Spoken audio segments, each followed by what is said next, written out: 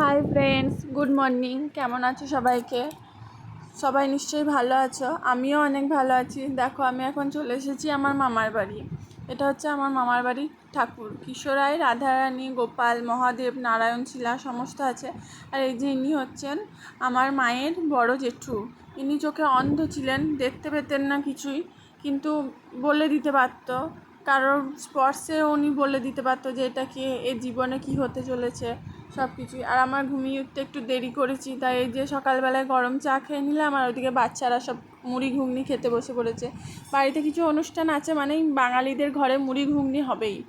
কার কার মুড়ি ঘুগনি খেতে ভালো লাগে বলো? আমার তো খুব ভালো লাগে। আর এদিকে ওরা বাবুর জন্য আজকে পুজো হবে ঘরে, তো ওদিকে ওরা তরকারি কাটাকুটি করতে লেগে গেছে।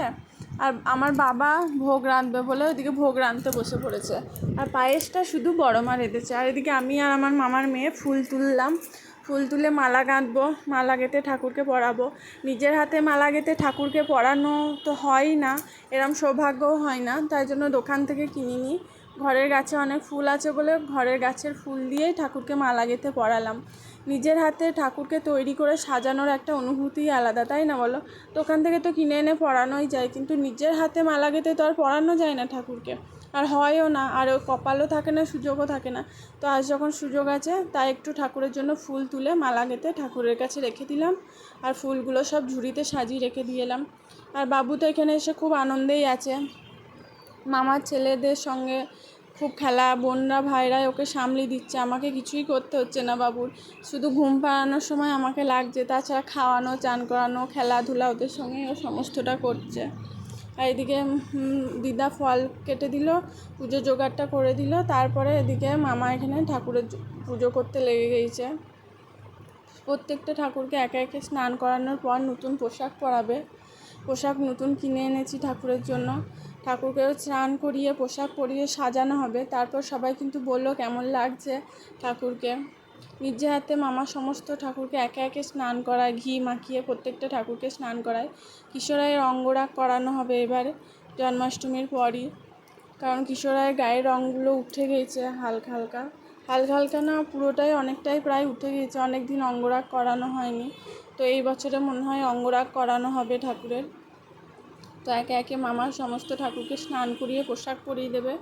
আর ওদিকে তোমার বাবারা সব ভোগ রান্না করছে, বাবুরা খেলা করছে।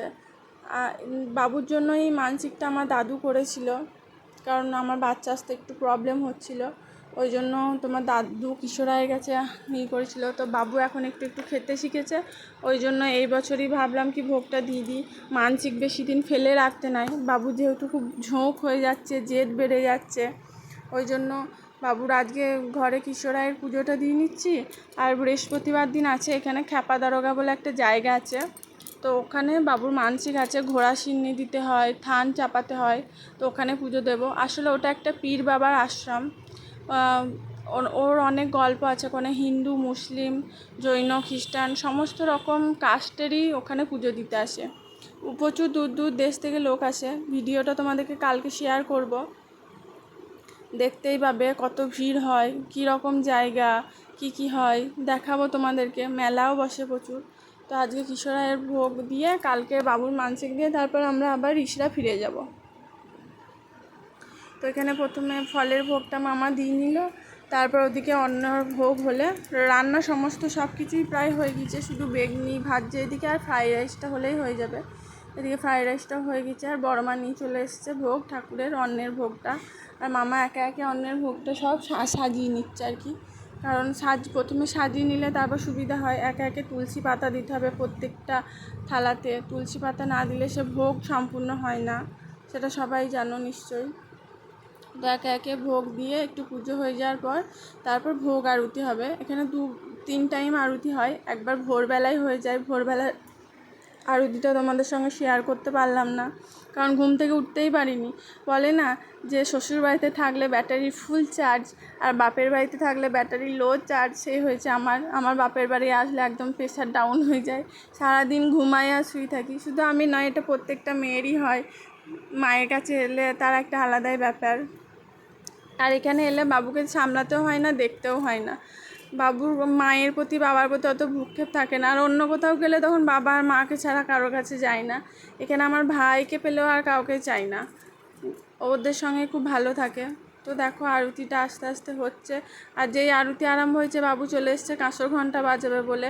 ও কাঁসর ঘণ্টা বাজাতে খুব ভালোবাসে। তা আরতি শেষে ওকে বললাম প্রণাম করো, ও একটু প্রণাম করে নিল। তারপর দিদা ওকে সমস্ত রকম খাবার দিয়েছে থালায় সাজিয়ে।